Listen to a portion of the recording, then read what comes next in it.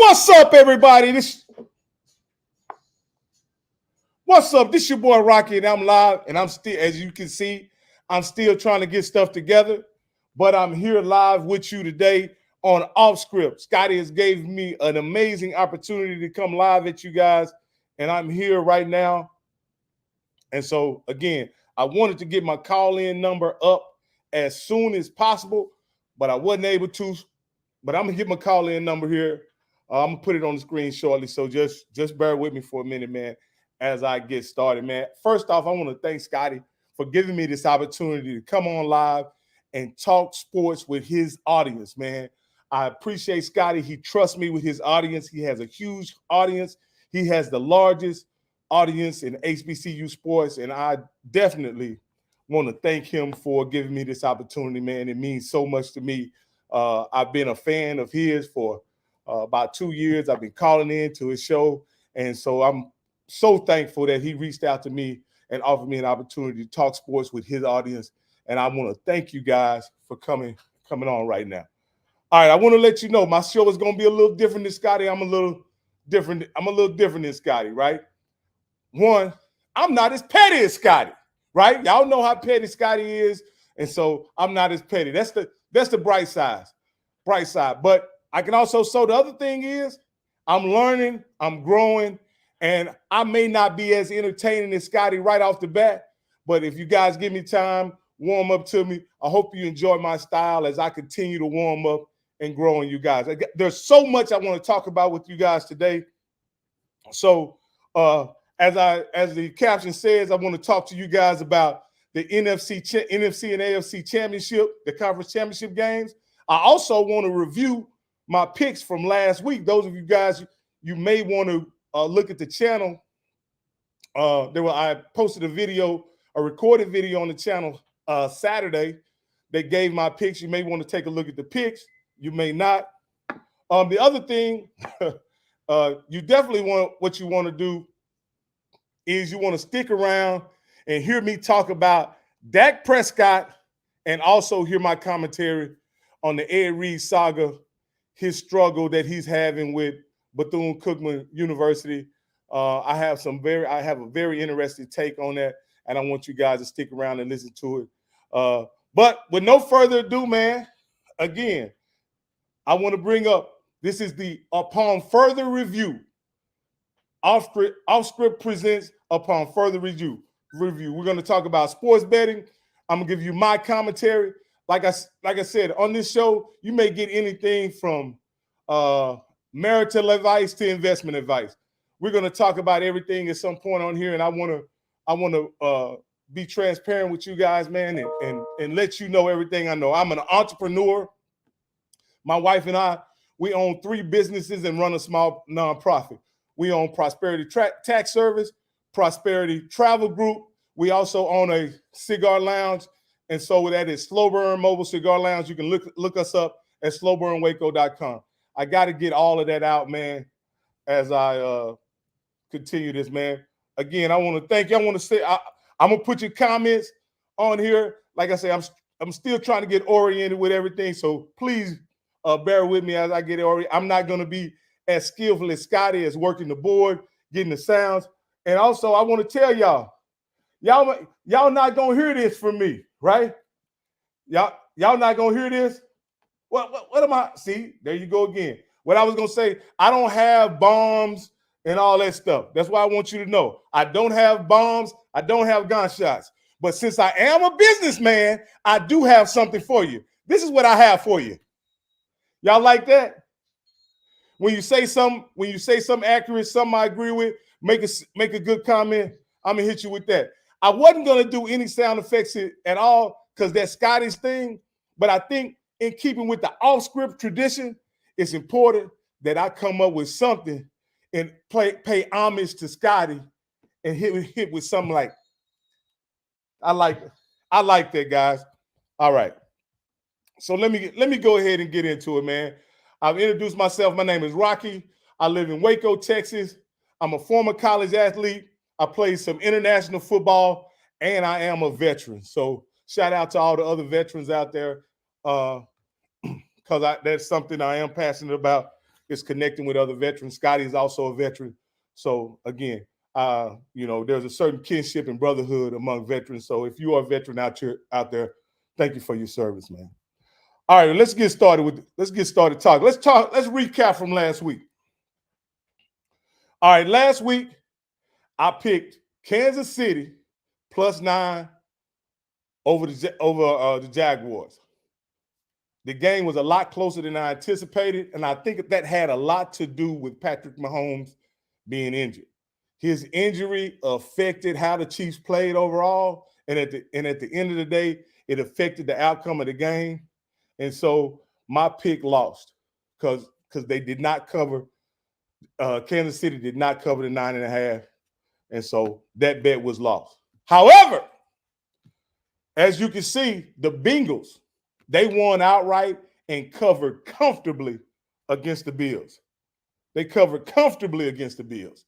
It was no quick. The game, in my opinion, the game was never in doubt. Joe Burrow played great. The Bengals offense dominated. Their defense dominated. Josh Allen played, in my opinion, he did not play well at all. He played better than Dak, I'd say. But he didn't play well at all. So the game was not much of a contest, in my opinion. And so, again, as you know, the game turned out 27-10. And to be honest with you, the Bengals won going away. This game right here, I don't know why it was so close. The point spread was 7 points. This game could have easily been put on the board at +14, but it was +7. I took the Eagles. It was another easy win. The Giants never had a chance. I saw that coming from a mile away. Again, I knew that was going to be the case. For whatever reason, I won that bet. They were giving away money with that one. So I come to I've broke even. I'm up at this point. It's 2-3. I've won 2 bets, lost 1, and it's time. It's 5:30, and it's time to sit down and watch my beloved Dallas Cowboys. Watch my beloved Dallas Cowboys, and also count me some money, because I know Dallas is not only gonna come within 4. They're not gonna get beat by more than 4. I know that they're gonna actually win the game. I know that they're gonna win the game. So I sit down at the local cigar lounge where we're doing my business is doing a presentation, and we have customers all over the place, man. We're sitting down, we're getting ready to smoke us a cigar and just watch the Dallas Cowboys defeat the San Francisco 49ers. And I couldn't believe what I saw. I saw Dak Prescott, one of my favorite Cowboys of all time, let us down. He wet the bed. He threw 2 interceptions in the first half, and to me, that's what we couldn't overcome. Those 2 interceptions. One of them gave San Francisco 3 points. The other one prevented us from getting a potential 7, but surely we were going to get 3. And ultimately, we lost the game by 7, and that didn't give us a chance, man. Not to mention only Tony Pollard also ended up injured. So that also affected the outcome of the game as well. So, again, I picked the Cowboy. Hey, see, I know that Mr. Campbell here is being facetious. If he's talking about it's shocking that I picked the Cowboys. No, I was going to pick. I don't pick against the Cowboys, but when I feel like they're going to win, I definitely put money on them, man. And not only did they made it wash for the weekend. I had 4 amazing bets. I won 2, lost 1. Won 2, lost 2. If they had covered, I would have ended up very profitable for the weekend. But because they lost, I pretty much broke even. And again, it's back to the drawing board this week. So that was my recap, man. I was 500. Again, you got to remember, NFL games are like this. Professional gamblers win 58% of their bets on the NFL. Professional gamblers, right? I won 50%, and I'm just an amateur. And remember, My bets are for entertainment only. Don't put your rent money. Don't put your electric bill money. Don't put your mortgage money. Don't put none of that money on it. You can bet a sneaker, You can bet your a Dr. Pepper. You can bet something, but do not bet any money on any of my picks. They are for entertainment only. All right. I want you always to remember that when I pick games. All right. Next up, we're going to talk about the game. This is the conference championship round. These games are to determine who goes to the Super Bowl. You got two quarterbacks in this game here when you match up the Bengals, versus the Kansas City Chiefs. Both Burrow and Patrick Mahomes have been to the Super Bowl. They've both won conference championships. And in this game, I see teams, they're very equal. Thus, you see the point spread right now is pick 'em. When I made this slide, point spread was pick 'em. It's actually moved to the Bengals are favored by 2 at this point. And I think that's in large part because Patrick Mahomes is injured. He's injured. He has a high ankle sprain. He's probable to play, right? However, he's not going to be at full strength. He's going to be probably limping. They're going to have to probably give him some drugs in order to allow him to get through the game. And if he was completely healthy, I think the Chiefs would be favored. But because he is injured, and it's just no telling how he'll play on one leg. You see what we got? We got a pick'em game, and the Bengals are favored by 2 on some sports books. In my opinion, this is an easy pick for me because, again, I don't know how Patrick Mahomes is going to be, how he's going to play. I have no confidence that on 1 week after a high ankle sprain, he's going to be able to be effective. And at the end of the day, Bengals are the play on this game. Pick the Bengals. And if you really want a bet, there's another bet on the board. Now, I'm not going to tell you this is for entertainment purposes only. I'm gonna give you a little something extra on here. Take the total going over 45. You heard what I said? Take the total going over 45. All right. Let me look at the board. Let me look here. Let me look at some of your comments, man. Let me slow down and look at your comments, man. And as I go through here, I see a lot of y'all, man, are being encouraging. I want to thank you guys. Thank you, Miss Script. I appreciate it. The encouragement. Let me see who this is. Thank you for your service. Hey, man, it was a pleasure of mine, man. One of the greatest honors in my life was to serve my country in the military, man. And we got someone here disagrees with me, says that KC by 6. I don't see it. I don't see, okay, the Bengals defense really gave Patrick Mahomes fits last year, and he had 2 legs. I see him giving him fits again this year, right? And he's on 1 leg. Think about that. Just something to think about. All right, my man Bubba here. Jay Bubba says, Iraq War vet here, man. Hey, man, I'm a Iraq War, Desert Storm here, brother. I'm a Desert Storm veteran. So thank you for your service, by the way, man. But yeah, man, I want to definitely let me see okay. I want to definitely make sure that I done got lost. Forgot what the hell I was talking about. I want to definitely make sure. Let me go back to my slides. See, I got too much going on here. I want to definitely make sure that you pick the Bengals for this game and take the over again, 45 total points, man. So that's the bet. The Bengals over 45 in the AFC Championship. Let's move on to the NFC Championship. And this is the game I'm really looking forward to. This is a game I'm looking forward to because guess what I want? I want them San Francisco 49ers to get out the playoffs. I want them out the playoffs. I want their rookie quarterback out the playoffs. I want them out. And it's not just because of they beat my Cowboys last week. The reason why I want the San Francisco 49ers out the playoffs is because what happened in 1981 when Dwight Clark jumped up and caught that lucky ass pass by Joe Montana in 1981. I've never liked the San Francisco 49ers then. I cried as an 11-year-old boy because of what happened that day. I cried. I was devastated. I thought for sure the Cowboys were going to the Super Bowl, and they were defeated by a lucky catch by Dwight Clark. So I've never liked the San Francisco 49ers since that day.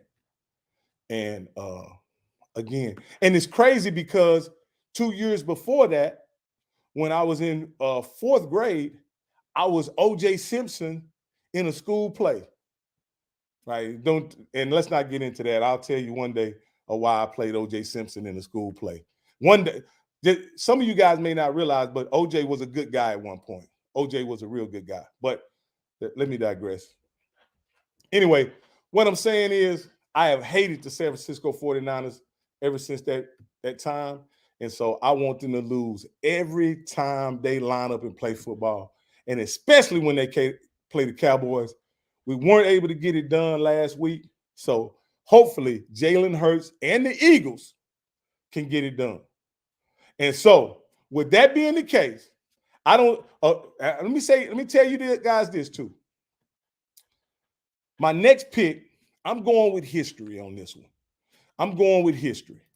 And the history is that a rookie quarterback has never taken his team to the Super Bowl. Listen to what I said. In the history of the Super Bowl, a rookie quarterback has never taken his team to the Super Bowl, and I don't believe Brock Purdy will be the first.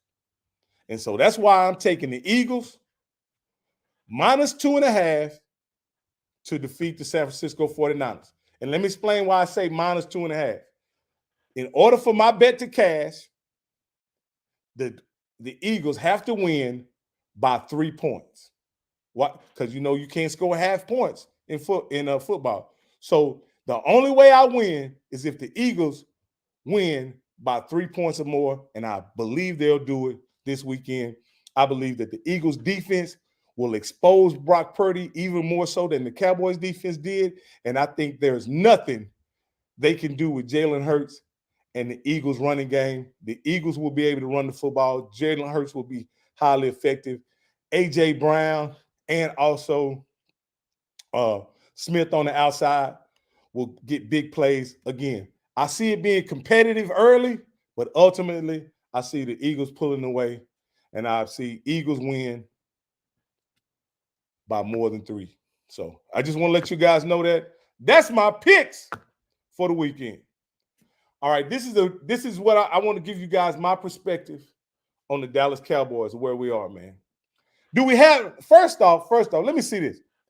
If you're a Dallas Cowboy fan, type 1 in the comments. Let me see how many Dallas Cowboy fans out there that we have.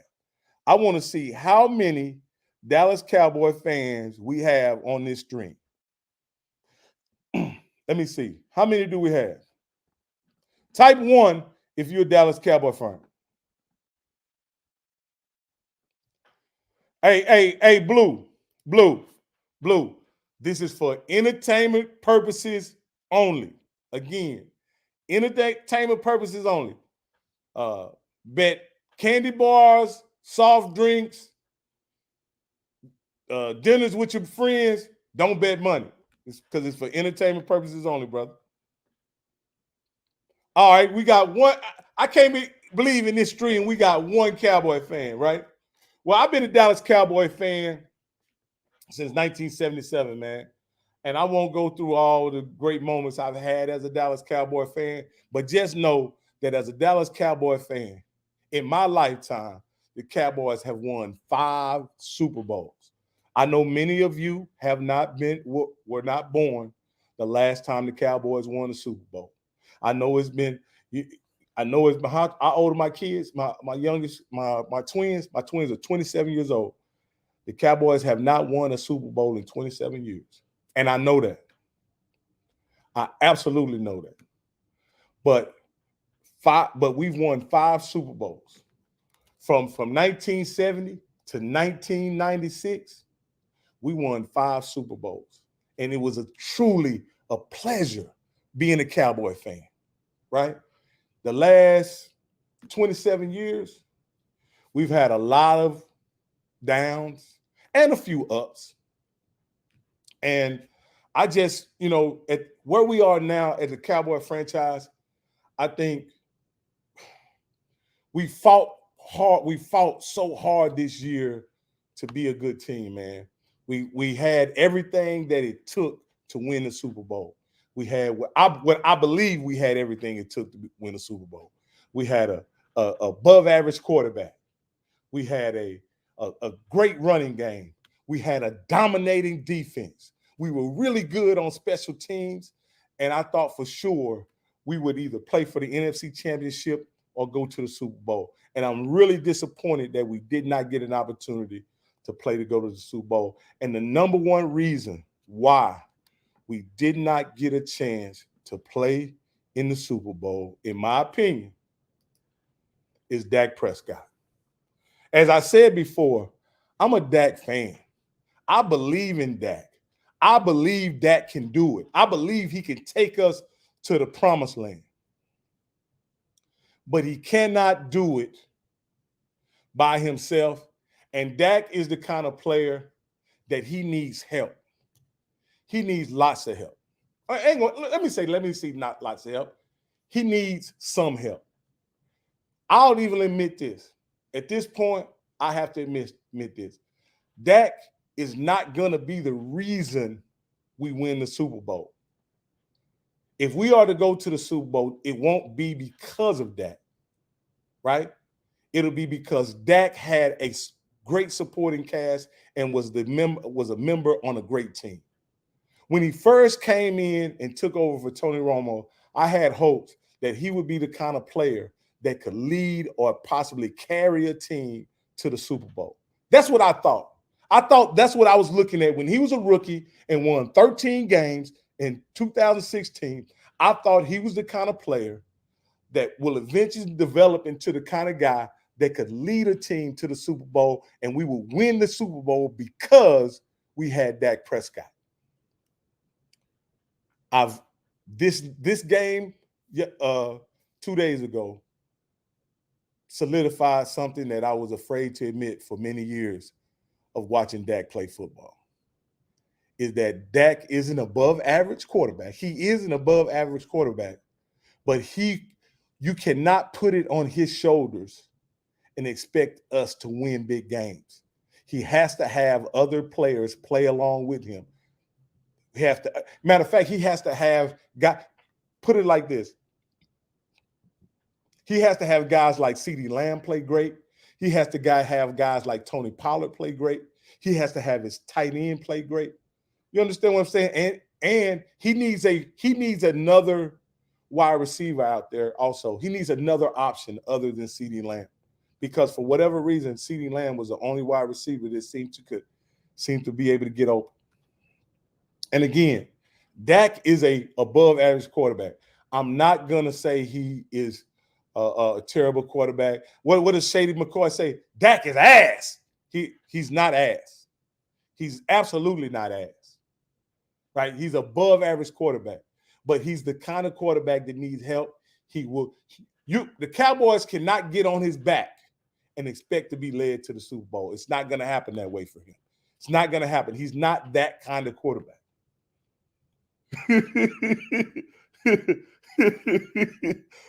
Hey, Scotty. Again, when you look at in big moments, right? In big games, you're right. Dak has not played up to my standards. He's not played up to championship standards. But yesterday what happened was Kellen Moore put him in a position for him to carry the offense, and he should have never been put in that position. We should have had Tony Pollard, Zeke, and CeeDee Lamb carry the team. It was a minute and 50 seconds left to go in the game. It's 2nd and 2. The play after Tony Pollard gets hurt, and we drop back to pass. For what? Why do we drop back to pass at 2nd and 2? Dak shouldn't have threw an interception. I certainly agree. He shouldn't have threw an interception.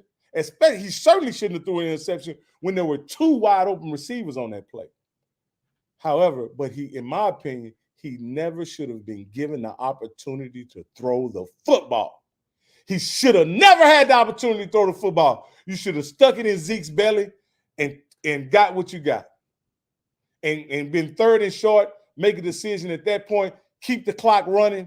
You understand what I'm saying? Like, we should have been able to get out of halftime without either scoring 3 and giving up no points or getting a touchdown.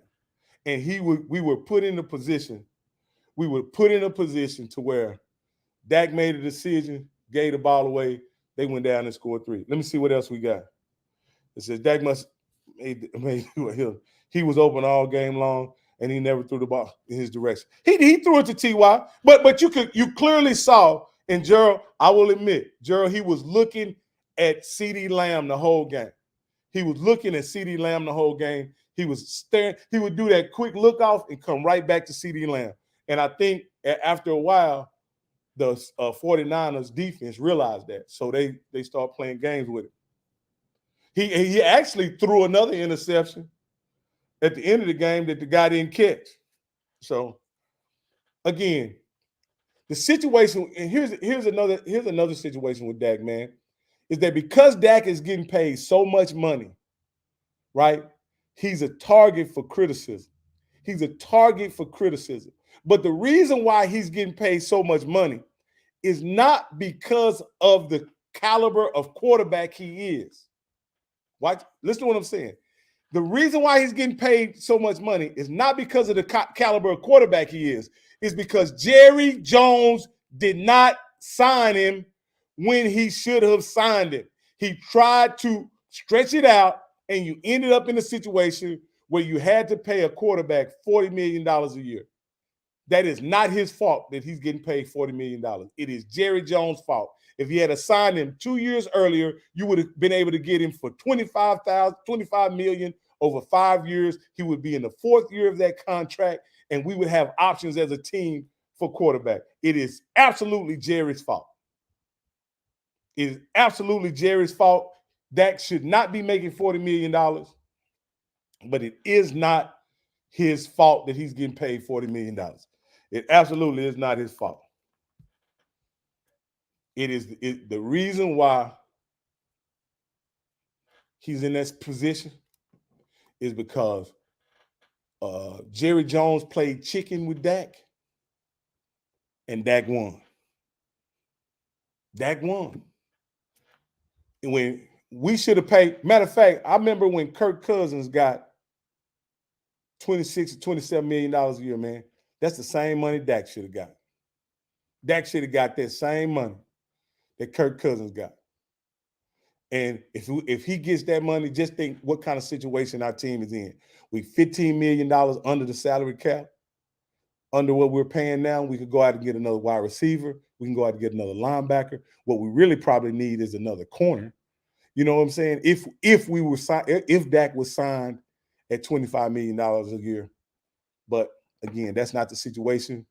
Jerry waited to the last minute to do Dak's long-term contract, and we end up in this situation right here. Let me see what else we got. Let me see what kind of comments we have. You say Cowboys hadn't drafted the first-round quarterback in 30 years. You're right. The last one we drafted, I believe, was it Steve Walsh? Didn't we get Steve Walsh? I don't know. I can't even think. Maybe Troy Aikman. I have no idea. Let me see what else we got here. Now, as y'all know, y'all may not know, but I have fantasies sometimes, right? And I have all kinds of fantasies, right? And I had a fantasy today while I was driving. And the fantasy was, what if the Cowboys would trade Dak for Lamar straight up. What do you guys think about that? You got Dak for $40 million. You can go to Baltimore. They got a great roster. Dak can play ball control, all that kind of stuff. And we get Lamar. Now we're gonna have to tighten Lamar up though. We're already paying $40 million. Why not pay a guy $50 million? Why not pay Lamar $50 million? You know, would you let me if you were Baltimore or Dallas, would you trade Dak and Lamar straight up? They don't want to pay Lamar. We're paying somebody we don't want to pay straight up. Would you guys do it? Would you guys do it? Let's see what we got. She said, Script said he'll take it. I'll take it too. I do it. Is Lamar's arm better than Dak? I don't know. I'll take Lamar. Lamar Jackson to Atlanta. Yes to both. Yeah. So again, I would take it straight up. Lamar to the Cowboys and the Ravens get Dak. I think it's a match made in heaven, man. Why don't y'all go on Twitter, start writing in? Let's start a rumor. Let's get this. Let's get some momentum for this, right? Lamar for Dak, Dak for Lamar. I'll take it. I'll take it. Nobody has to throw in any draft picks. Nobody has to give up any draft capital. It's a 1-for-1 spot. That solves their problem for quarterback, and it solves our problem. We just have to sign Lamar to a long-term deal. Jerry, if it's one thing Jerry got plenty of, it's money. Jerry got money. Money ain't his problem. All right, guys. And the last thing, man, and probably the most important thing I want to talk about, man, and I hope I can, I want to bring up some stuff, man, if you guys if you guys got a chance to see Script's show last night where he was talking about Ed Reed and Bethune Cookman, man, if you didn't get a chance to watch it, please go watch it, man. Please go watch it. As soon as I end this live, please go watch it. Because we had Scotty very pointed out some very salient points about an interview that happened on the Roland Martin show with the president of Bethune Cookman. And he juxtaposed that to reports that the young men, the football players that go to Bethune Cookman said how, there is definitely a difference there. Somebody's lying. In Scotty's words, somebody's lying. And then during the show, completely off script, we had a former equipment trainer, equipment manager for Bethune Cookman call in, who, his call was riveting. If you guys would just go and listen to it, man, it was a riveting call. He called on and explained the conditions that he had to work under as an equipment manager. He called in and talked about what being an equipment manager meant to him and why he was an equipment manager, man. And it was riveting. It was touching, and to understand that those kids had to endure those circumstances going all the way back to 2015 at Bethune Cookman. You'll understand that the person who was truly lying was the person who was responsible, and that is the president. The president went on rolling, the president of Bethune Cookman. I think his name is President Drake. President Drake went on Roland Martin's show yesterday and told a bunch of bold-faced lies. A bunch of bold-faced lies. He said that they have a locker room and they have showers when they haven't had locker room and showers going back to 2015. There's no way. He says he's on campus every day. These players are having to dress behind buildings and under bleachers. They're having to undress right? And then go and either eat or go back to their rooms and shower and then try to make it to chow or make it to the dining facility. I'm in the Army and we call chow. That's what we call the dining facility. Chow hall is what we call it. Anyway, so excuse me if you guys mixed that up. And it is so unfortunate that the people who are responsible for taking care of the children would get on a national platform and just lie about the conditions that the young men are under. And when you think about it, right, the way Roland Martin framed the question was, he said there are players who are reporting that they don't have showers and they don't have a locker room. What do you have to say about that, President Drake? And he said he called those guys a lie. He said that's not the case. There are showers, there are locker rooms when there's clearly no showers and no locker room. And so even if he now, even if he did a what were they saying? Maybe if it was, we could say it was an exaggeration, or maybe he misunderstood or mischaracterized. As a president, he certainly misrepresented the truth because there is no locker room and there is no showers for the guys. These guys literally have to take their clothes off after practice, put them in a bag. The equipment managers pack those bags up and take them to a storage area. Those soiled garments and equipment sit in those storage areas and marinate in mildew till they bring them out again for practice the next day or maybe a few days later. I don't know how it can be more unsanitary. I don't know how it can be more nasty for a kid playing football to having to dress and put on soiled garments and then go out and have a practice, man. You know what?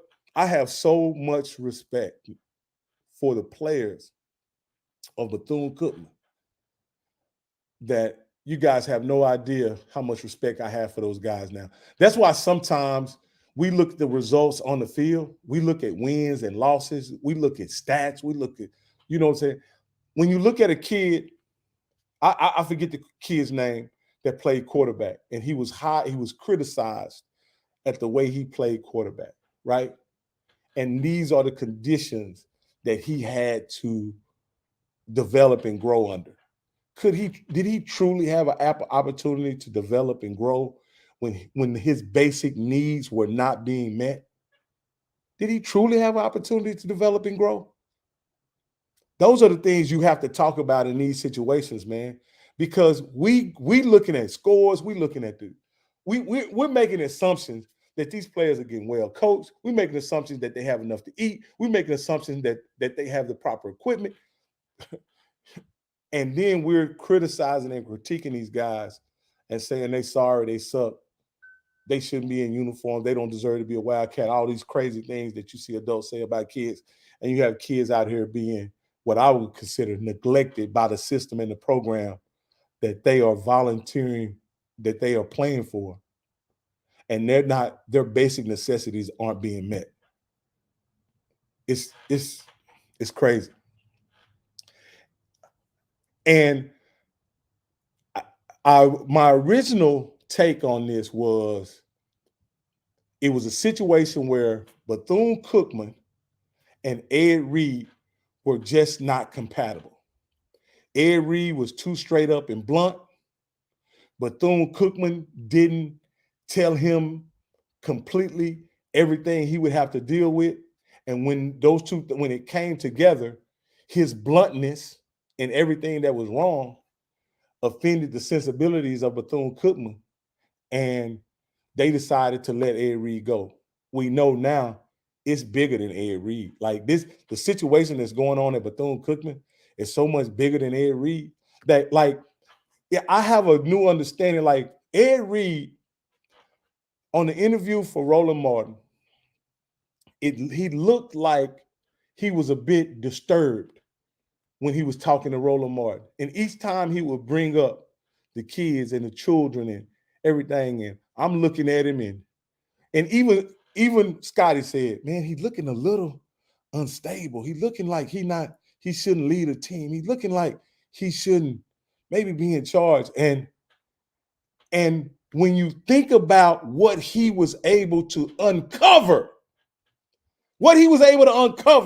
in the 2 weeks he was there, I clearly understand now why he is so disturbed, why he's so irate, why he went off.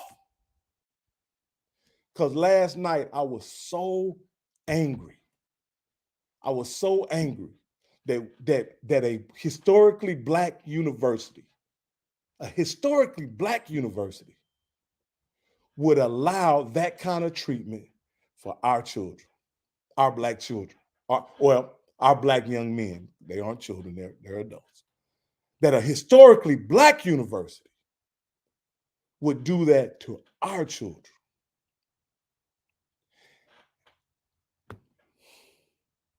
I don't understand as a people, how can we sit here and ask a guy like Ed Reed to neglect, look over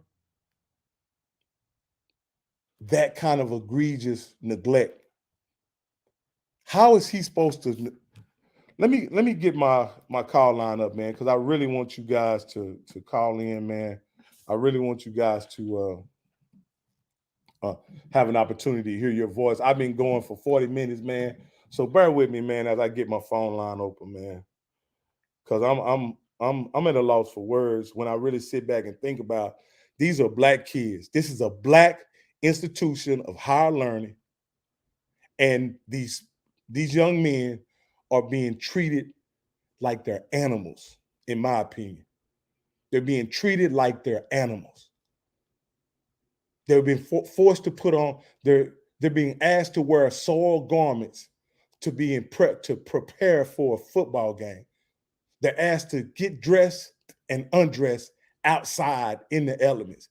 They don't have a cover, they don't have privacy. They're asked to get dressed each day under bleachers. I can see if it's once or twice, if you're in a situation where you have to do it, but this is their everyday existence. And this is the institution of higher learning. This college was founded and named after one of our black heroes. And we have people in right now allowing kids to be treated like that. I may be a little hyperbolic, but I think that if Mary McLeod Bethune were to come back and witness what is happening at the university that she founded and that is named after her, she would be ashamed. She would be ashamed. She would feel like the people running the institution have let the kids down and let her legacy down.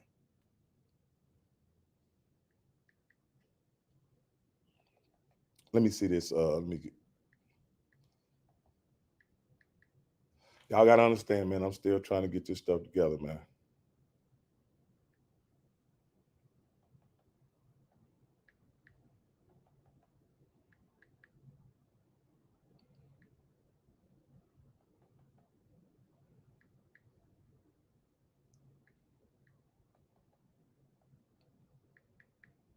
All right, I got it up.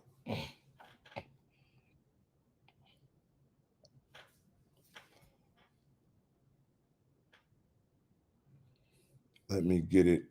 Let me get it started, man, where I can get y'all calling in here, man. So we can address some of this stuff, man. So we can get down to the nitty-gritty and talk about this, man. And talk about I have a daughter that attends Prairie View, right? So I do also have a sister that graduated from Southern many years ago.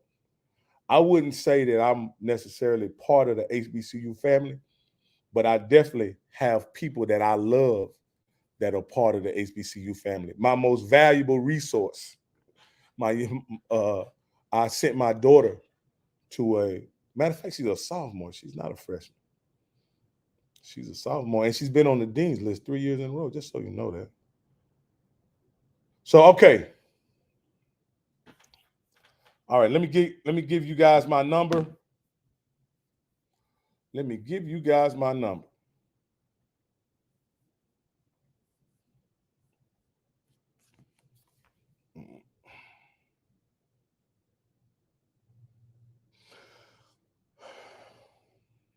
All right.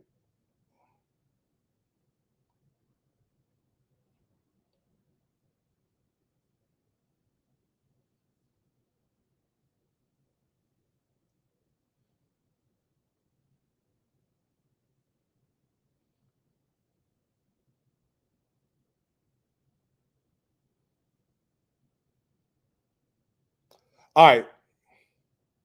My number is 518 558 8772.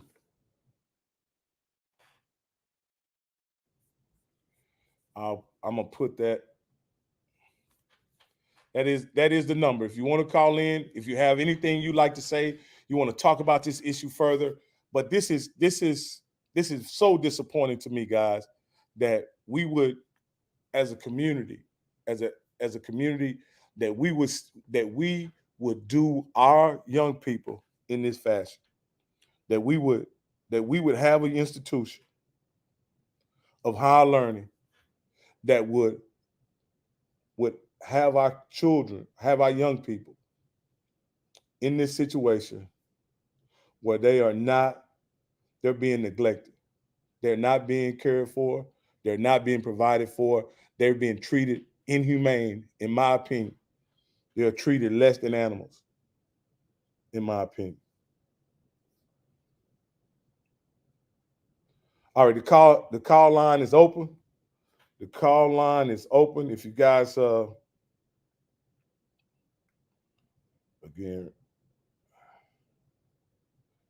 the call line is open.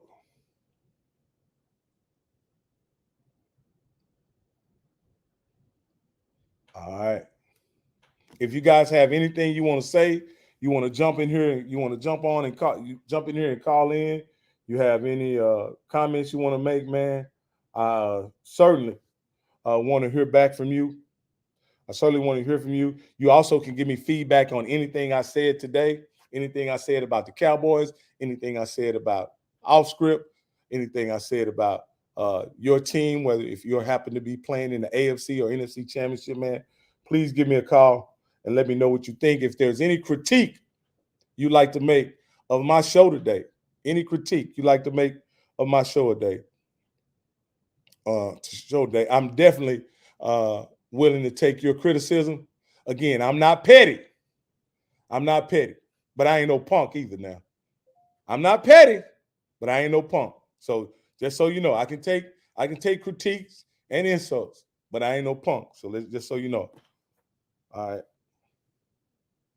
So again, uh, hey, can somebody test it? Can somebody test it for me? Because I want to make sure that it's working right, man. Just test it for me. Maybe nobody's calling in.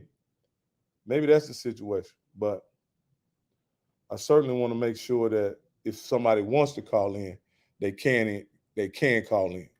So someone test the number for me and let me see if I can my technology is actually working. Hold on, let me see. I know what else I can do. Make it make it simple as well.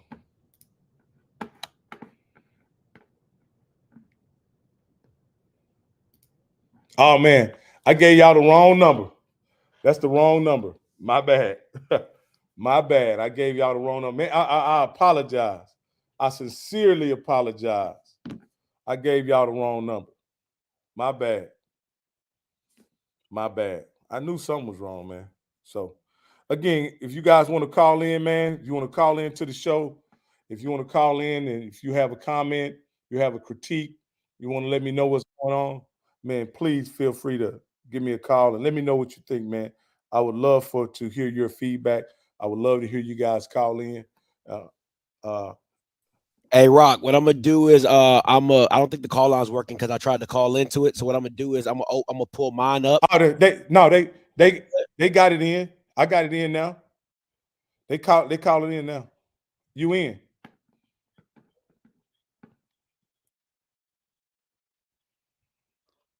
Hey, caller, can you hear me? Hey, what's going on, guys? Hey, man, I apologize for giving y'all the wrong number the first time, man. I appreciate I'm still getting handy with this technology, man. But what's your name and where you calling from, brother?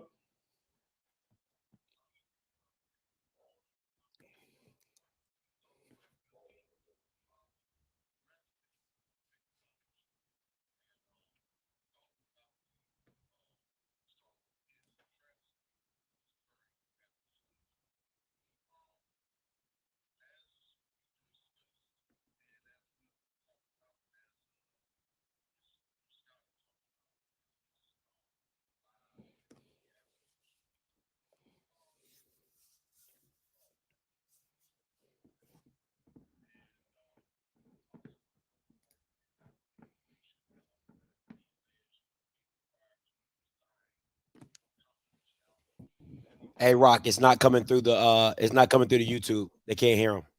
Oh, they can't. Nah, they can't hear him. Oh, well, you gonna have to come on. You gonna come on and do it? Yeah. So what I'm gonna do is I'm gonna put myself in the background, but I'm gonna open the callers, and then when they speak, you can, All right, you'll talk to all them. right. Hey, bro, hey, you might as well call off script show and so we can hear you. I definitely want to hear y'all comments, man. I'm gonna shut this line down and call the off script show. He's and he gonna be able to put his number up and everything, man. So I apologize, guys.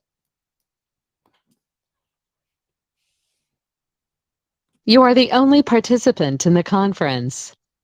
All participants are muted.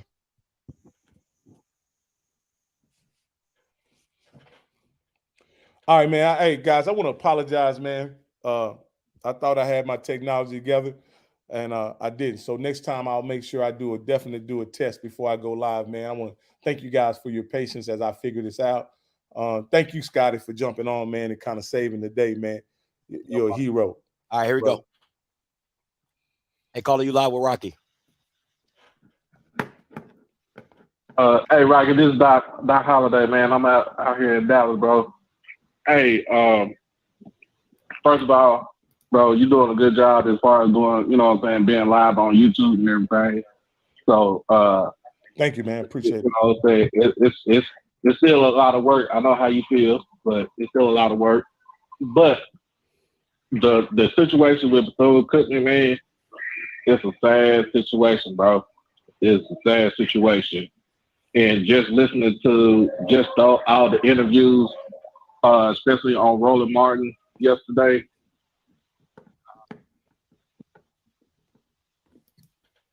I don't know who lying. I don't know who lying and who telling the truth, bro. On real. I don't know who telling the truth. Well. Let me hold up. Let me say this. How can you not know who lying and who telling the truth? Like that don't make no sense to me right there, bro.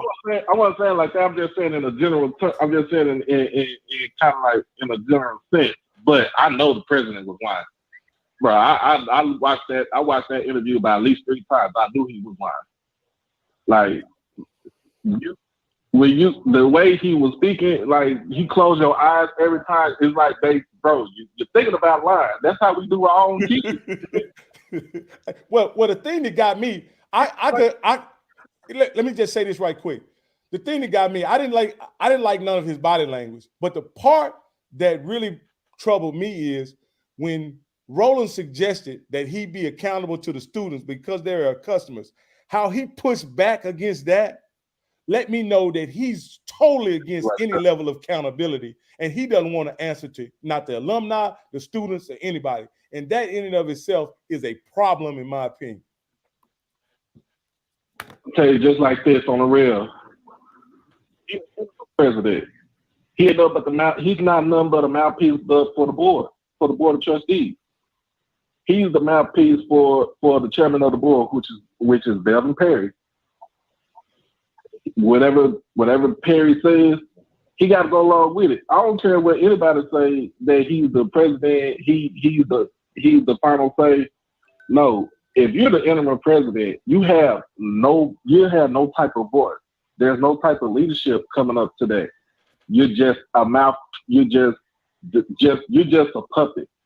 You follow what that chair of the board says when he says, "Hey, he took call and say, hey, you need to deflate all situations. You need to do this, do that." You just nothing but a puppet. Hey, I just want to let you know we got sound effects here. Can y'all hear those sound effects? Anytime you hear that, you on the clock. All right. We need you to hurry up and land and get to moving because the bomb is ticking. So go ahead and wrap up, my brother. But yeah, man. But yeah, no, man. But in the end, I'm landing this plane. Like he was just flat out lying, and I feel for the kids though. But man, hey, this show, bro, and continue doing what you're doing, man. All right. Thank you, man. I appreciate it, man. We got another caller, Scotty. Yes, we sure do. 5333 coming to you. What's up, Rocky? This KC, man. Straight out of Dallas, Texas, man. I'm a Southern Texas in the University building. Grambling graduate. My mother is a teacher, a retired teacher from Southern University, 48 years. Graduate. My mother is a teacher. So can I get you to turn your sound down in the back? Yeah, I got you. What I'm most frustrated about is you want your teachers and your administrators, your coaches, everybody on campus to show that type of passion for your children if you're going to drop off your children and leave them there with those folks.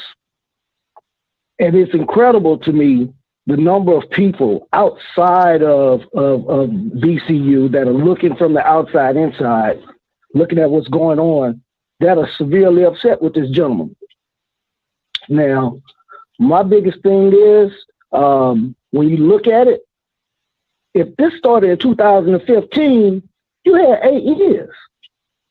You had 8 years to try and fix some things, and you didn't. So somebody had to call you to the carpet, or else you wasn't going to ever do anything. You was going to collect your check and go to the house. And that's how I see it. I wish Ed Reed nothing but luck. And I wish all our HBCUs, man, would get a focus on them so that we can take care of our youth a whole lot better. That's all I got, player. All right, thank you, man. And again, when you look at it, that this has been going on since 2015, it seems like somebody in the administration, all the smart people, all the educated people, all the wealthy, affluent people that are in the Bethune Cookman family should have known that this is an issue that needed to be addressed. I know we're laying this at the feet of the president and Reggie Theus and all this shit kind of stuff, but this is a situation that's been going on for years. We've had kids come in and graduate, and they still don't have locker room. They still don't have facilities. They still taking their equipment to a storage facility. At some point, somebody in the organization, somebody in the administration should have stepped up and said, this is not acceptable. We have to change this. And how do you get is this, okay, let me ask this question. Is this the culture of Bethune Cookman to neglect, to push aside, to just completely not address issues? Is this bigger than Bethune Cookman, or is this an overall HBCU mentality, right? Because obviously, because of the way that you guys attacked Ed Reed a couple weeks ago, you guys don't want your dirty laundry outed, right? You certainly don't want your dirty laundry outed. But what are the solutions? If Ed Reed doesn't do what he did a couple weeks ago, those kids are still getting dressed outside. There's no one is still addressing their issues. We're not even having this conversation if Ed Reed doesn't do what he does. So what is this? How does it get to this point, man? How does it get to the point where our student athletes at a all-black or historically black university have our kids being dressed outside and wearing molded equipment, molded garments. How does it get this bad? Somebody from the community make this make sense to me of how this could be going on since 2015. Go ahead, Scotty, if we have any more callers. Yeah, we got some more callers. 3428 coming to you, and then Monty coming to you. Hey, caller, you live. Hello, this is Benjamin Porter from Augusta, Georgia. Number one, I am obviously appalled at what happened and what has been happening at Bethune Cookman. I'm a 2021 spring graduate of Payne College myself. And this is where principle comes into play, right? One of the sayings that we were taught was excellence is the standard, not the exception.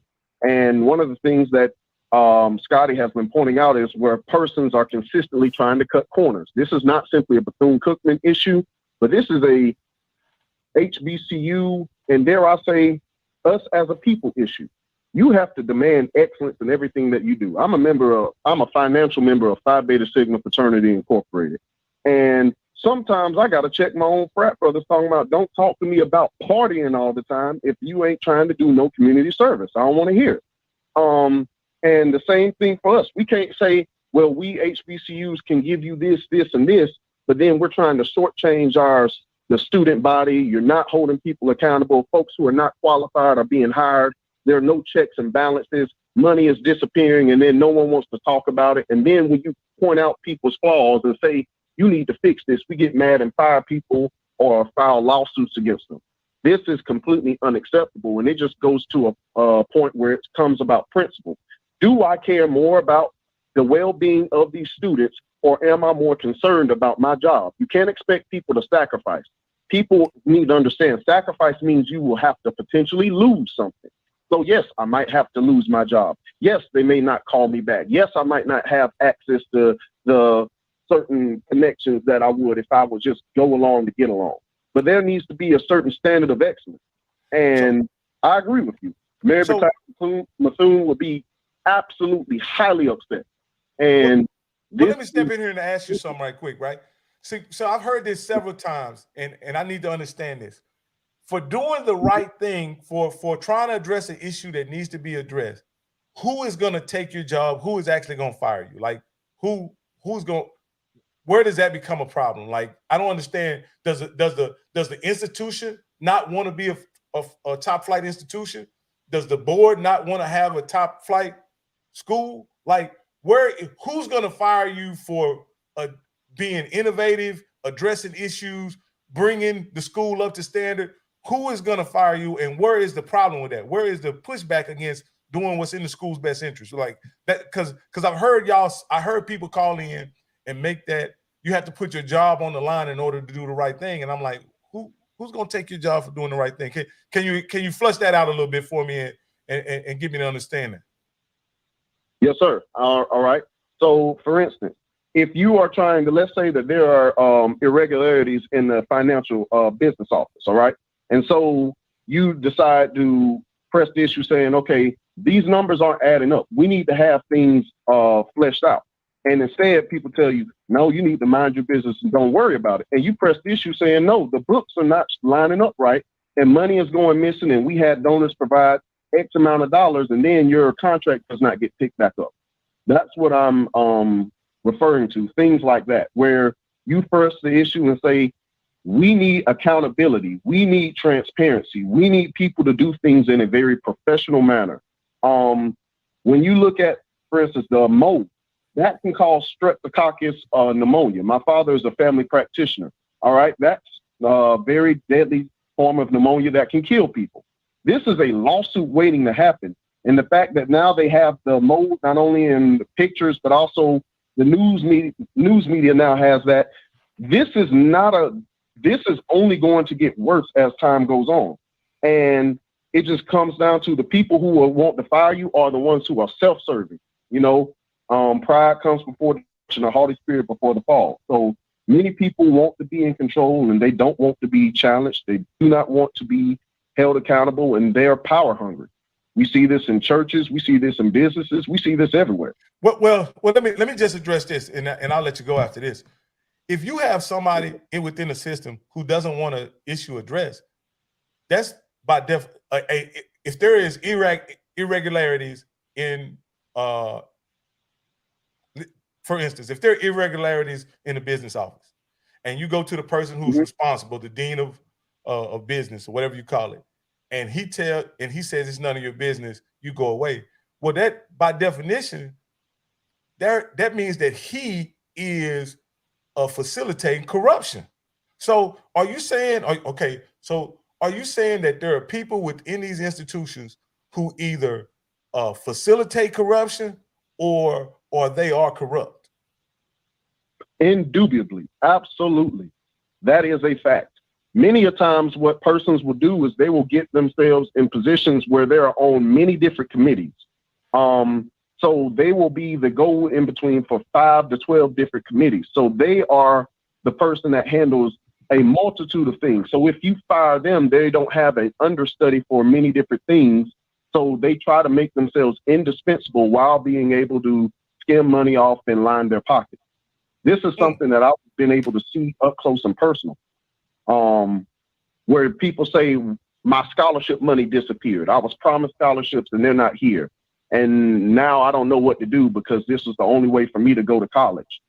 It is mind-boggling to see how these things occur sometimes, but they do. Yeah, man. Again, I want to thank you for calling in, man. We could take another caller, but I just want to say to the people out there, if there is widespread corruption within Bethune-Cookman or any HBCU for that matter, what are some of the solutions in getting it addressed? Some of these institutions are state-run institutions, and so if there's corruption, I would think that as an organization, whether this be the alumni or the SGA, the student government, somehow this needs to be addressed. Like, I'm not saying that there is a culture of corruption within HBCUs, but it sounds that like a lot of people who are within the HBCU family have many experiences of where there are things that occur that seem corrupt. So again, if we have any callers, Scotty, we can take the next caller. Gotcha. Not you with the multiple camera angles, though. I see you. Hey, that's that new that new webcam feature from using the iMac and the iPhone. So you got it too, Scotty. That's clean. Hey, Monty, coming to you. You live with Rocky. Hey, what's going on, Rocky? This is Monty calling from Michigan. Thank you, Monty. Hey, great show tonight, man. Welcome to the family. Good having you on. Wish we had you a couple weeks ago before the playoffs started, so we could have got some earlier picks in. This morning, man, I was listening to that student who called in, and as a father of a college student, I was in tears. I think most people that was listening to that live, if your heart didn't go out for that, listening to that young man who called in, who had been through it. And I think it's time for this HBCU pride shit to go out the window. We as educated and working Black folks, we always want more for our kids. Now, when I was poor, I had no choice in certain things in my life because of where I came from, and we had to, deal with what we had. But, when you listening to those students, even today, Roland Martin actually interviewed students who were non-football players from the SGA, Mr. and Mrs. Bethune, and their stories was even worse than the football players. Wow. You mean worse than the football players? Yeah. Roland had on tonight, just about an hour ago, he had on Mr. Mrs. Bethune, some young men and women that was from the student government, and they were saying basically they don't have communication with the president like that. All that what he was saying, but the telltale for me was when Roland said he wanted to come down and have a town hall with the board of trustees. The very first thing he said was they don't need to be known, and that was some bullshit. He didn't even want them to be a part of that. If you go back and watch that right there, I said, oh, this is a wrap right here.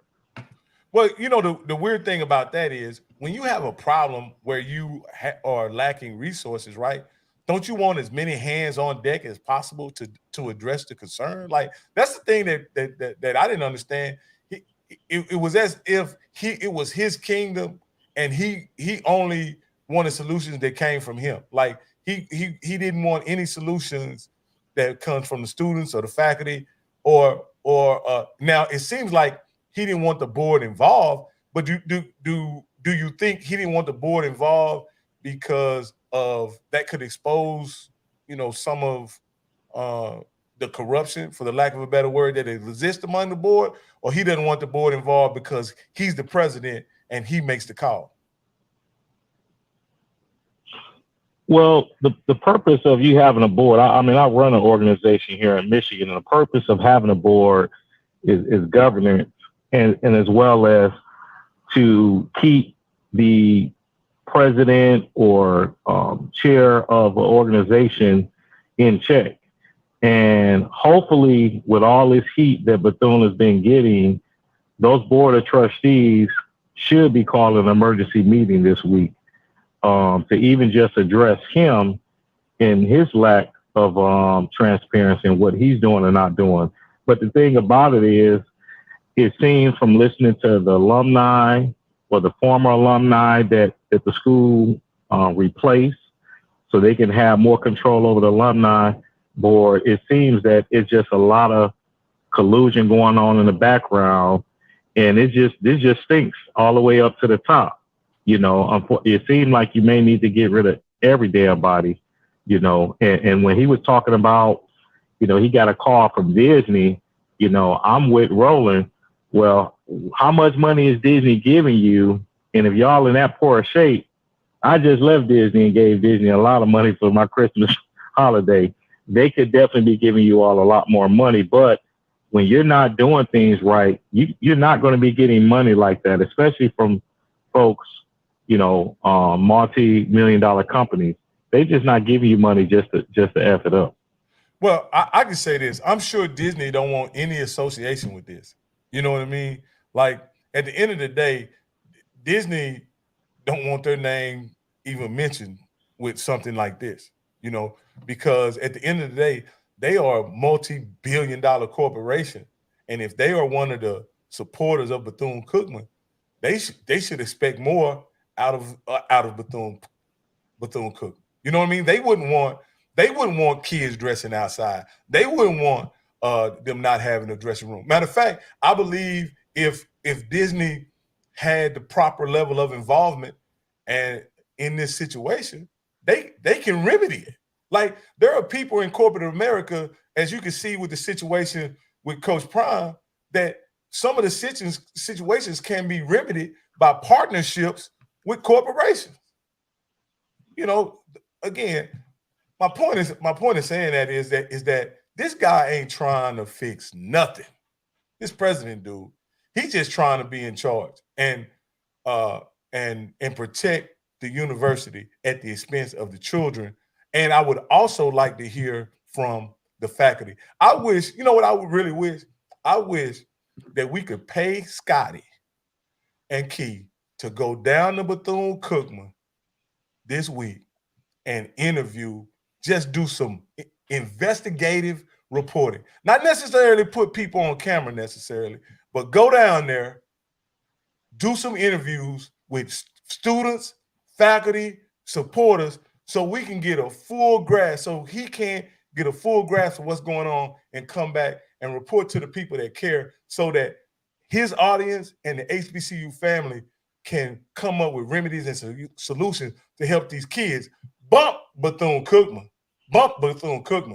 But I'm talking about the kids that exist in this situation, man, because there has to be some support that the community can come together and provide them. Now, I just put Scotty and Key on the spot for doing something like that. But at the end of the day, we got to have somebody that's willing to move quickly to go get the information and bring it back to us, so that we can do something to remedy that situation. That's just a thought. I'm just saying, they may have some plan. They about to have a wedding here pretty soon. But at the end of the day, if we send them out to do that kind of work, they're going to need sponsorship. They're going to need money. So if y'all want to start something right now, with some cash apps or some what they call it, super chats, y'all can go ahead and get it started so we can go out and get the information we need so that he can understand truly what's going on, man. We need somebody in the community that'll go down there and get on the ground and talk to the people and find out what's really going on at Bethune Cookman, and somebody that we trust, not somebody that they put in front of us, somebody that we trust. Again, that's just, that's just something that came right off the dome. But at the end of the day, listen, all me and Key need is a hotel. We can do the rest ourselves. If somebody wants to just pay for a hotel for a couple of days or a couple of nights, I will happily take the drive down there and do interviews with students and talk to whoever we got to talk to. But yeah, we're definitely down to do it. We just got to get a hotel room. All right, man. Like I said, I didn't mean to put you on the spot like that, Scotty, but we should be able to get hotel money in this live or anyway, however you do it. What's up, Monty? What's up? Hey, Scotty. I'm about to go ahead and start this fun off right, and go ahead and definitely take care of you and Key hotel accommodations. I'm gonna start you off with 5. If you need more, you got my number, my brother. Because I'm not about talk. I'm about business. Let's get this done. And I'm in 100% with Rocky about getting some more boots down there on the ground.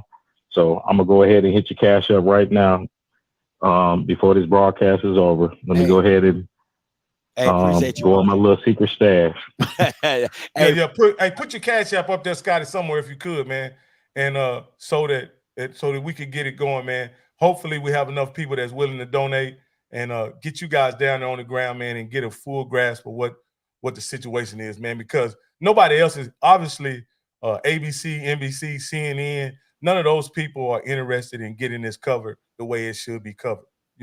They are on it for the clicks and the follows, but they're not really addressing the situation. This situation is bigger than Ed Reed, in my opinion, and we need a perspective that's about getting the information to the people who can actually help. Because I believe there are a lot of people in the HBCU community. There's a lot of people in the Black community that want to help these kids. So again, we have another caller, Scotty. Yes, we surely do. 4016 coming to you. Hey, what's up, bro? Hey, what's going on, man? Hey, how you doing? What's your name and where you calling from, man? I'm acting like we're on the damn telephone. What's your name and where you calling from? Yeah, my name's Sonny. I'm calling from West Virginia. I'm up by Pittsburgh, though. Oh, okay. Got a HBU down here called West Virginia State. But man, first thing I like to say, salute to you, and definitely y'all doing the Lord's work and everything, because this is what it takes. This is what must be done. Because Prime was the first one to really shed light on the black hole of HBCUs, the cloud. Hold up. I'm not gonna let you do that. So I'm not gonna let you think Prime shed the light on his situations dealing with his circumstance, right? I'm not gonna let you just say Prime was the first one, because there have been many people long before Prime that talked about the potential corruption and mismanagement within HBCU. Right. Now you can give Prime the credit for it making it a national or maybe a public story, but he's not the first one to ever complain about corruption and mismanagement. No, he's not the first one, but I'm just gonna say that, like, I really didn't pay attention until I watched, the games, JSU games, of when they was playing like other teams, and like all the backdooring of some of the things I've seen. I'm not gonna put no other HBCU names on it, where I seen like, teams talking like they don't even got rooms, rooms like the practicing, sleeping, and nothing like that.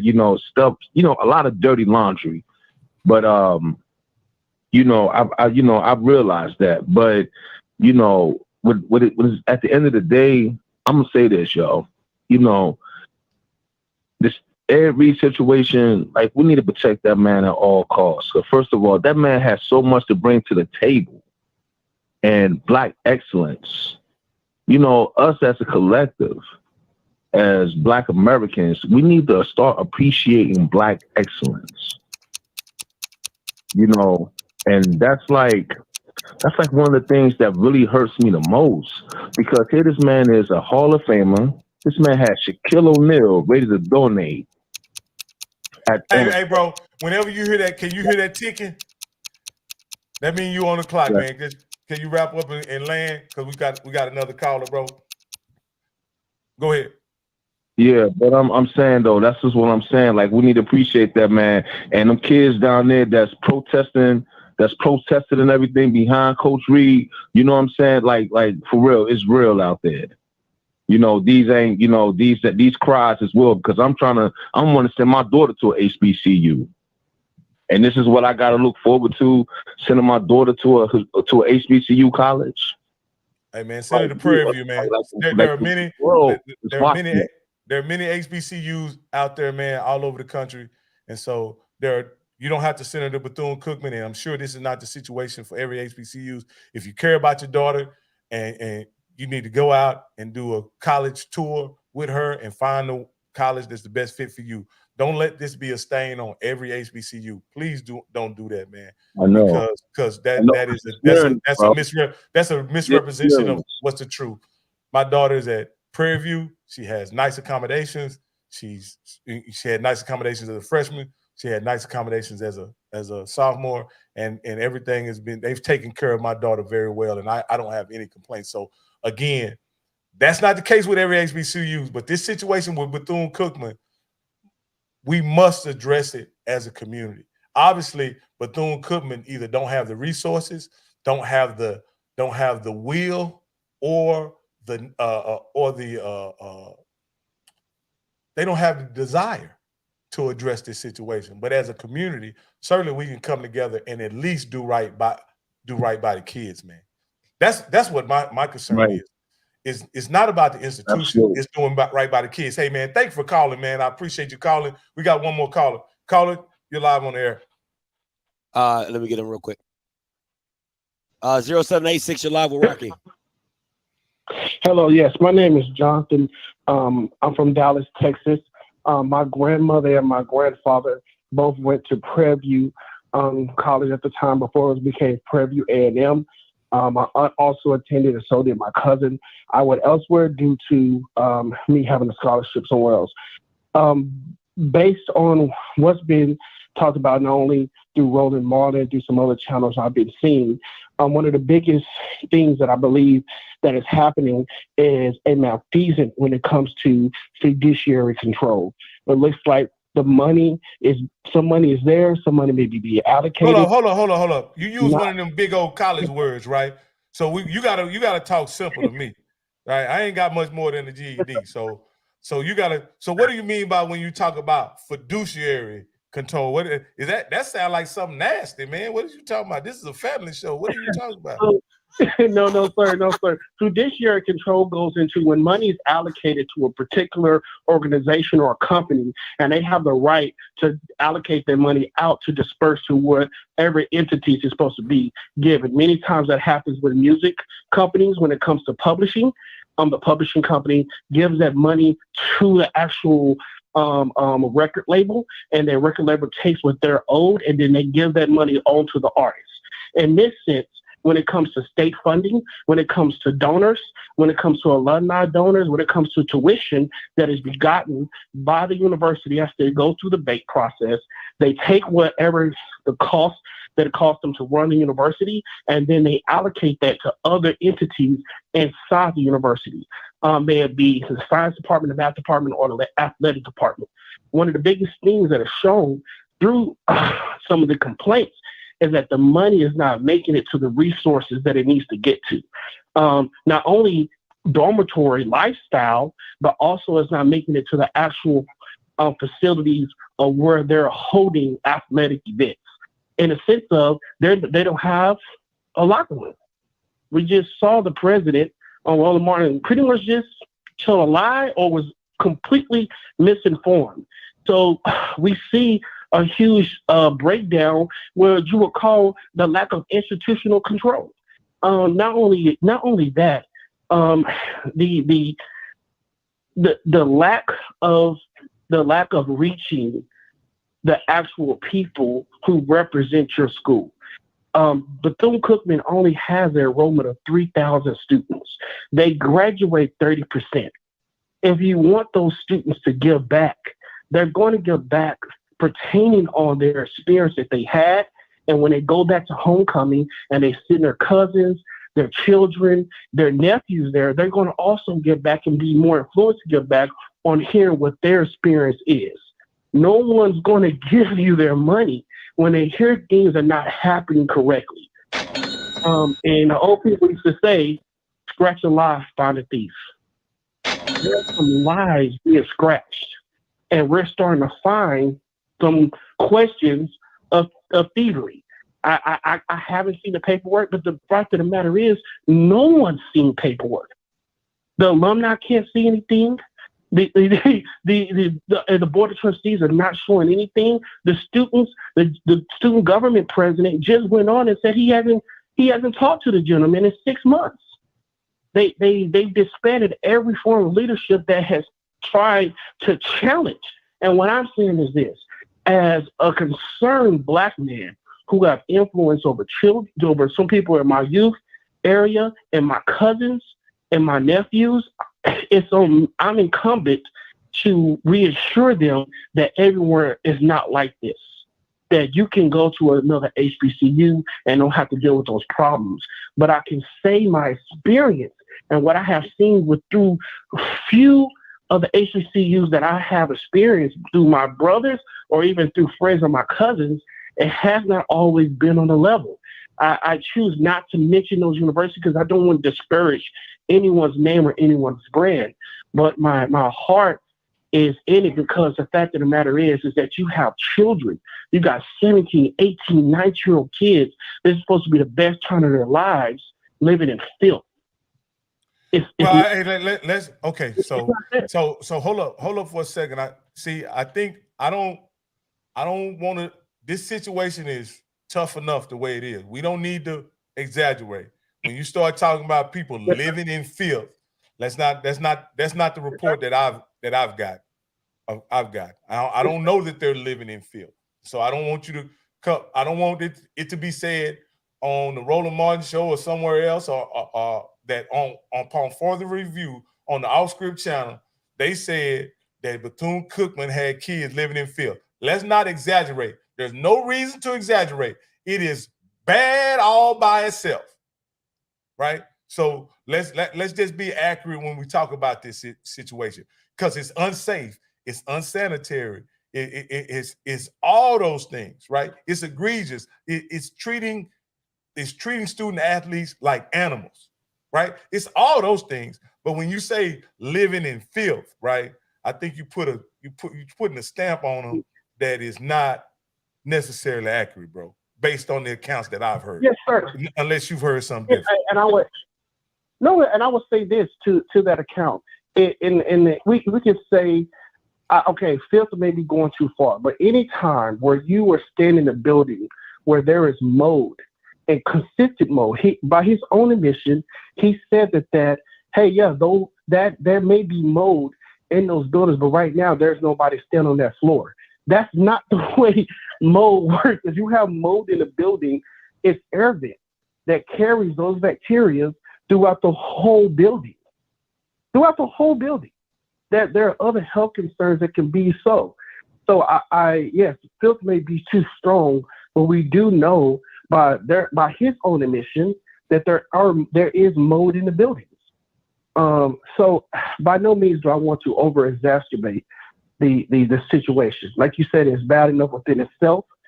And I mean, that's my call. I don't want to overtake my time. Okay. Yeah. Hey man, I want to thank everybody who called in, man.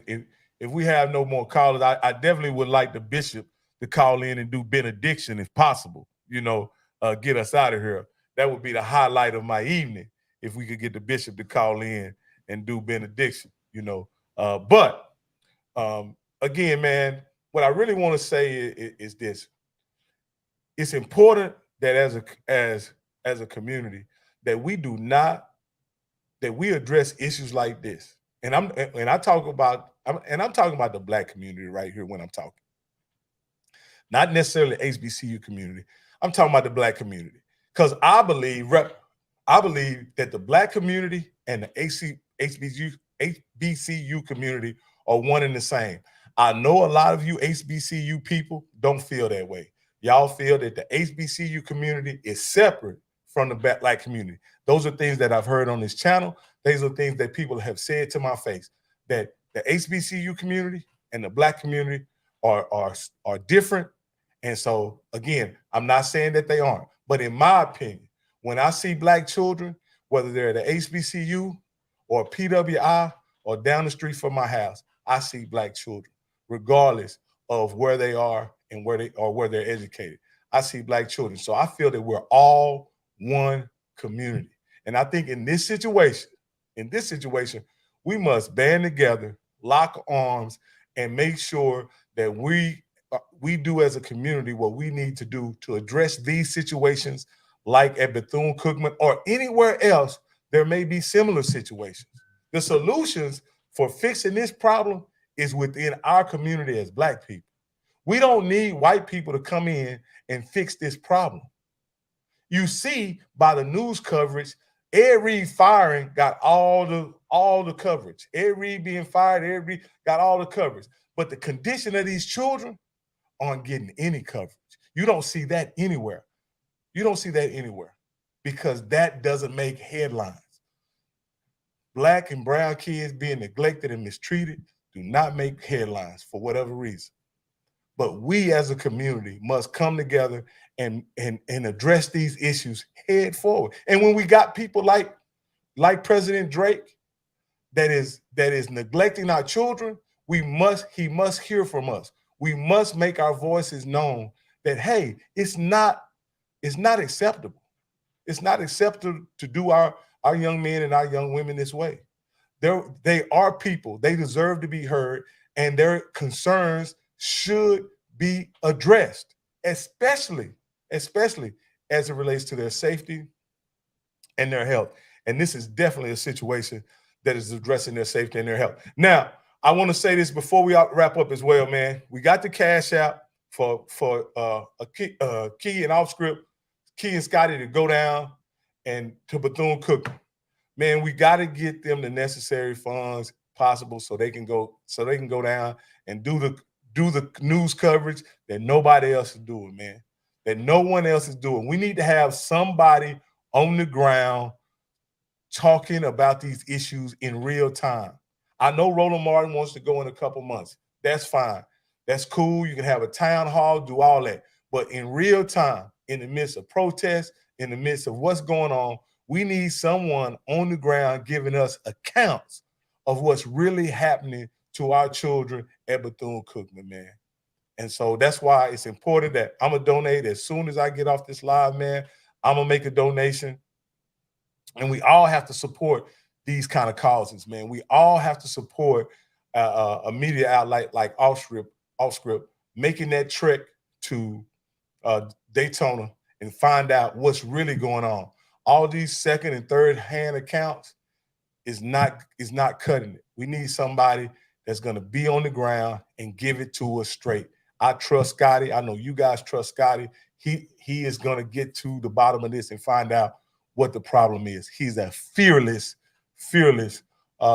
member of the media, and we as a community should support him at all costs, especially when he is in search of the truth, man.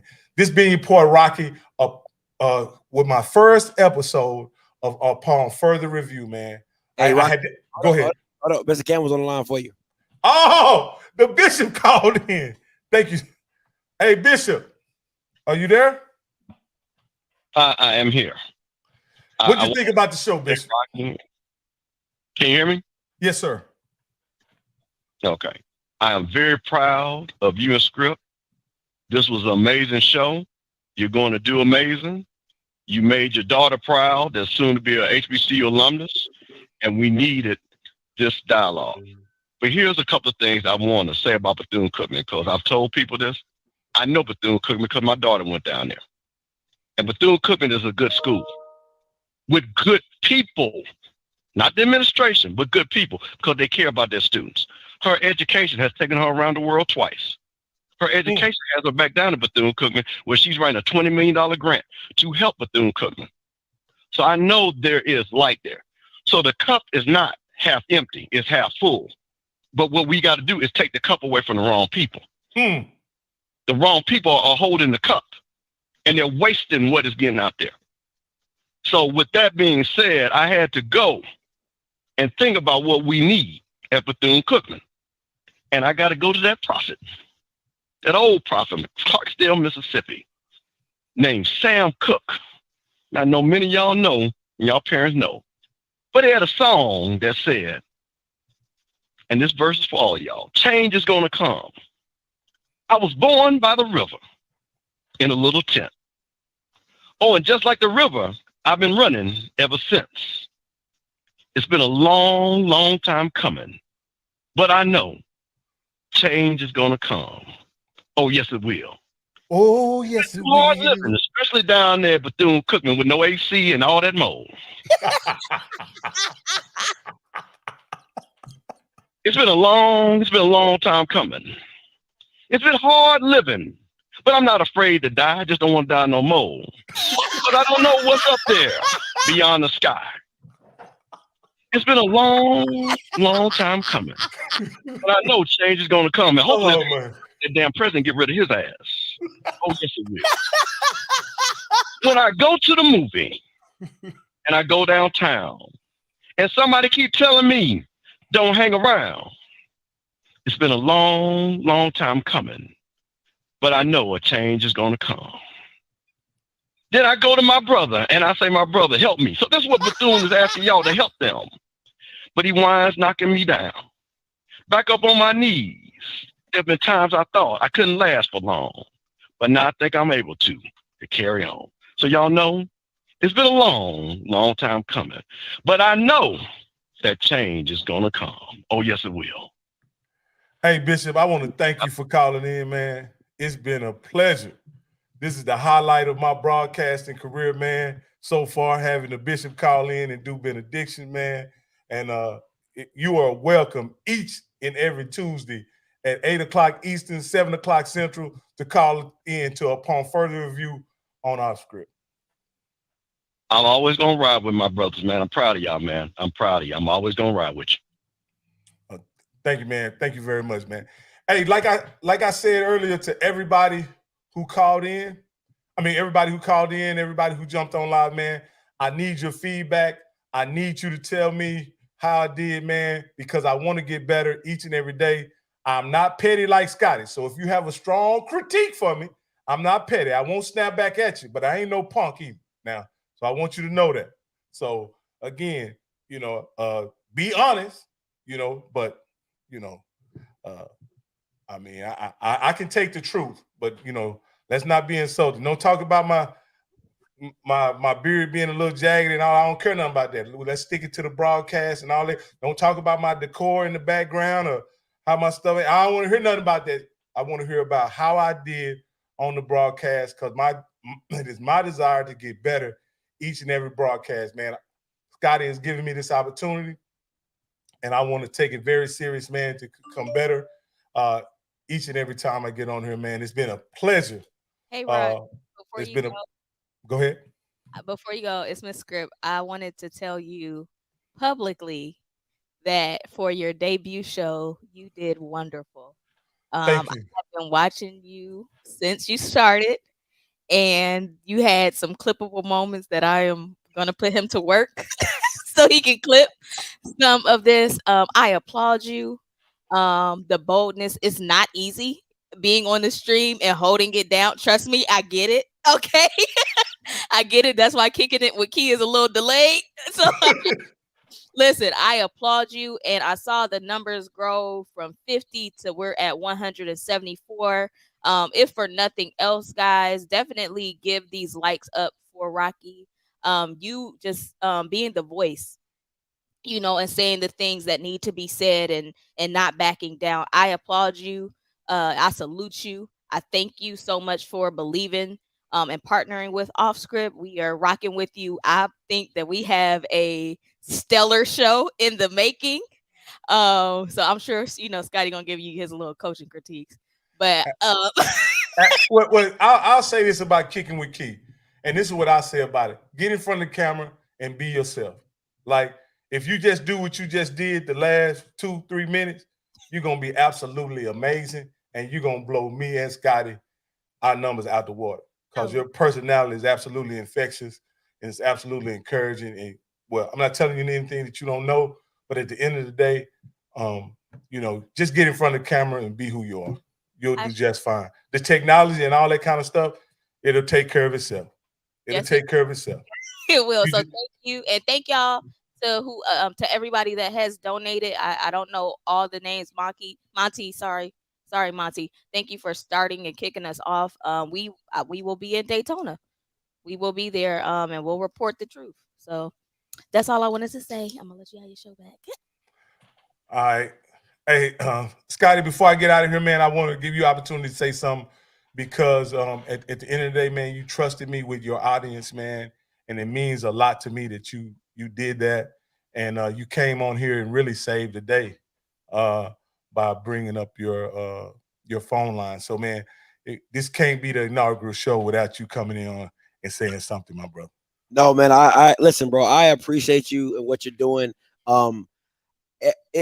For me, and we talked about on the phone, every time you would call in, it was just something about your voice, your humor, who you are, that I felt that you just needed your own show. You needed your own spotlight. You needed people to know who you were.